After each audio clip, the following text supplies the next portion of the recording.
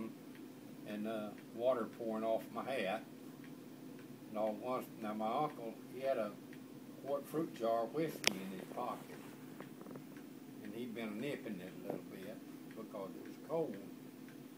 We was walking along there and he said, "Look at there, look at there." I said, "What was it?" He said, "I seen a damn leopard." And I said, "Yeah, you better have another drink." And so we went a little further and he said, "Look at there, look at there." I said, "Well, what is it?" And he said, "I seen a panther."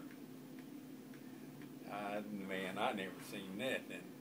And so, anyway, we got a little further down the road. He said, "Look at there, look at there." And I looked up, and there was a big old mangy lion. And this lion run out of the road. And my uncle turned around to me and said, "Hey," said, "you better come on, let's get out of here." Said, "On a cold, rainy day like this," he said, "it's no telling what kind of animals that's out here today," and said, "We better get out of here." So we took off walking. We come around by this creek walking on this bank. We looked off down there and there stood a 500-pound polar bear standing there looking up at us. And my uncle threw up and shot that polar bear right between the eyes.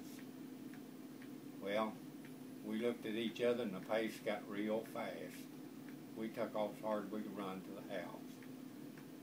We got down there and we run in and told Dad that we killed a polar bear. Yeah. He said, "Johnny Dobbs," said, "he's a logging up there on the head of Brushy," and said, "You damn boys has shot his old white mule." We said, "No, we didn't, Dad. We killed a polar bear." Dad looked at me and said, "Your mom finds out you're drinking, she'll give you a whipping." And I said, "Daddy, I ain't drinking."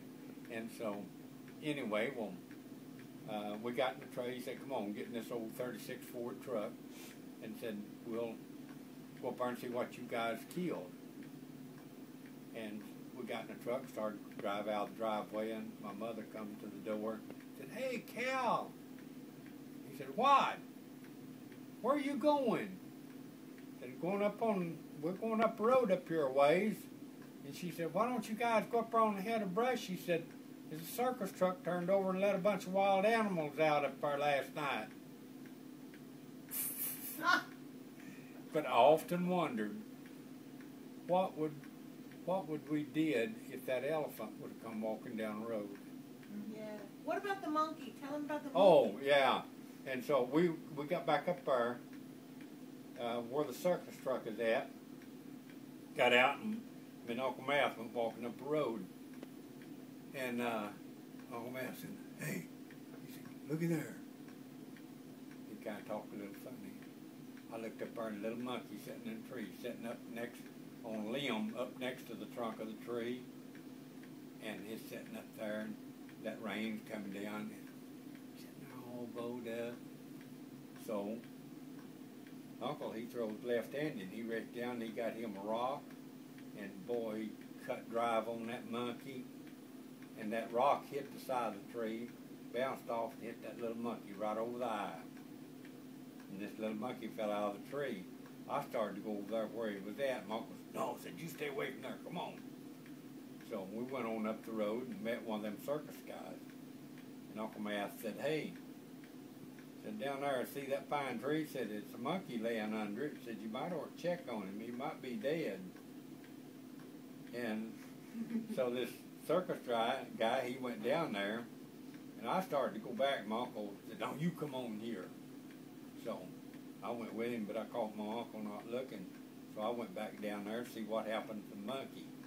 Now they had a rope run all the way across the bed of this pickup truck, and they had little chains on it.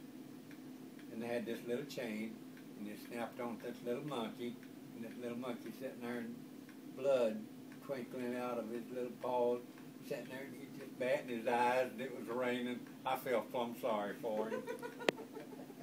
And the newspaper says Uncle Matt must have been a good rock chunker.